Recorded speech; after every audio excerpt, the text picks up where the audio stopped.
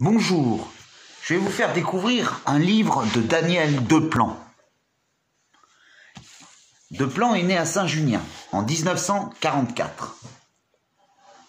Le livre que je vais vous faire découvrir, c'est La Mouche Verte, son deuxième roman. La Mouche Verte a été publié en 1973 aux éditions Gallimard. La Mouche Verte, c'est Berthe Caramel, tenancière de café de bar, qui fait des portraits des gens de son village, des portraits au vitriol et des portraits très fleuris. Berthe Caramel a deux personnes en face d'elle. Un jeune homme qu'elle connaît, venu boire à l'occasion un coup, et son mari. Aucun des deux n'aura jamais la parole dans ce roman.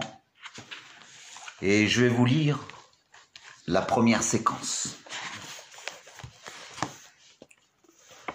La vilaine Lulu, a dit Berthe, nous a envoyé une carte de l'île où elle a passé ses vacances.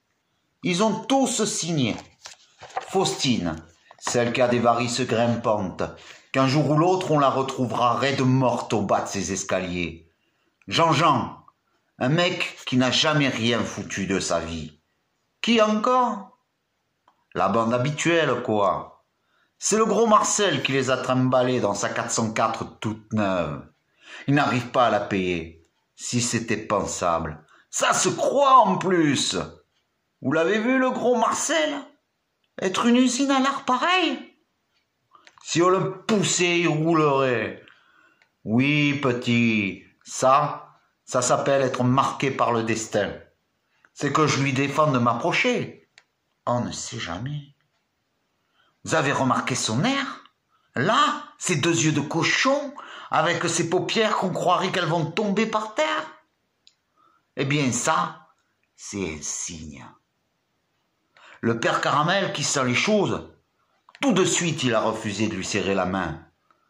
Roger, je lui ai dit, pas exagérer, un client, c'est un client. Roger, écoute, tu vois bien que monsieur Marcel te tend la main. Il n'y a rien eu à faire. Croyez que l'autre s'est vexé? Non, il a ri. Que son ventre l'empêche d'approcher du comptoir. Un rire pas humain. Un rire à vous envoyer chercher le curé. La vilaine Lulu aussi, le genre soudard, c'est pourtant son rayon. Elle te tirait une de ses gueules. Ça a dû être du joli ce voyage à Lille. Notez qu'il leur a pas fait payer l'essence. Moins ça a de pognon, plus ça veut vous taper dans l'œil. Et puis, entre nous, la vilaine Lulu, elle m'a dit qu'au volant, il était bizarre. Jamais une parole, jamais un sourire. Aïe! On n'aurait pas glissé une feuille de papier à cigarette entre mes cuisses, elle m'a avoué. C'est pas pour donner raison à Roger, mais vous jetterez un coup d'œil sur ses mains au gros Marcel. Pas franches ses mains, que non. Recta, on voit le gars qui n'a pas des pensées comme tout le monde. D'ailleurs, il a pas d'angle. Non, je vous dis, rien que des rognures, un vrai vomir. Vous me connaissez, je suis pas la femme à lever le petit doigt. Simple et tout. Il m'a fallu du désinfectant pour aérer la pièce après qu'il soit parti. Parce qu'il sue, mon petit. Il sue de toute sa graisse. Alors l'auteur, ça attire les mouches. Vous savez que les mouches, ça ne se pose que sur les morts. Oui, sur tout ce qui pue, mais sur les morts de préférence. Faites-moi confiance. Voyez d'ici la réputation de notre maison. Une maison qui tient debout depuis bientôt 30 ans. Chez les Caramels, il y a un tel qui est toujours fourré. Un tel ci, un tel là. C'est comme ça que ça se passe. Pas autrement. Nous, allez hop, à la gare. Plus un client. C'est que Roger et moi, on a décidé de se défendre. D'abord, On avait dit qu'on lui offrirait le coffret savonnette sans bon assorti. Des fois que ça l'aurait fait réfléchir. Mais moi, j'hésite. Voyez pas que le choc vexatoire lui déplace les méninges? Ça a beau être du mou de la tête aux pieds. Ces branquignoles-là, quand ça se monte, il vaut mieux décider d'aller au cinéma. Et comment? Dire qu'on peut rien y faire. Quand le malheur est là, il n'y a qu'à bien se tenir. Avec le gros Marcel, c'est pareil. La vilaine Lulu raconte que c'est le vrai mouton. Ça la regarde.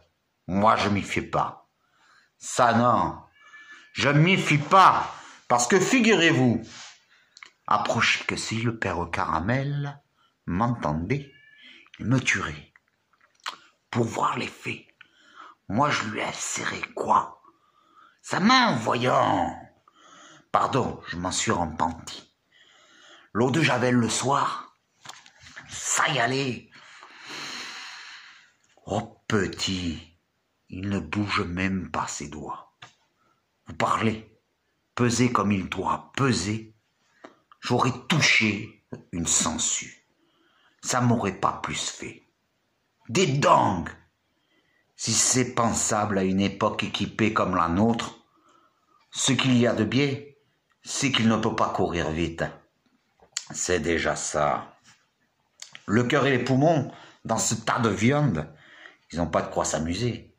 Alors bien sûr, ça risque moins. Enfin, où avez-vous la tête, petit? Vous vous doutez bien que pour lui, question plumard, ceinture. Jamais dans les concours, jamais au bal, jamais dans les frairies, rien. Aussi, ça doit y trotter là-dedans.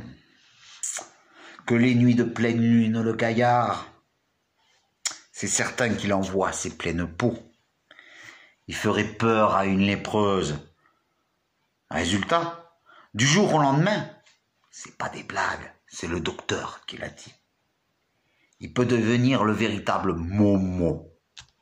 Une sorte d'enragé, quoi.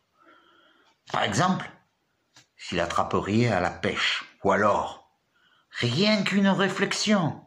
Tiens, mon petit Marcel, t'as mauvaise mine aujourd'hui. Ou même, attachez ta veste. Ça y est, on le tient, ça peut partir. Roger l'a plutôt échappé belle. Vous parlez que c'est bière? Il y a intérêt à les lui servir avec des pincettes. C'est qu'on ne saurait plus s'il faut lui dire bonjour ou non. Des fois que le son de votre voix se mettrait à l'agacer. Allez, devinez-vous, avec des engins pareils, et on le laisse courir. De nos jours, c'est comme ça. Les fous, on les lâche. Vous qui êtes instruits, vous êtes au courant. Je vous le répète, on les lâche dans la rue ou n'importe où. Quand les hôpitaux sont bourrés, en avant, un camion, embarqué, débrouillez-vous avec. Nous, on sera bientôt obligés de se barricader et d'éteindre les lumières, comme au pauvre temps du couvre-feu, si c'est pas possible d'en revenir là.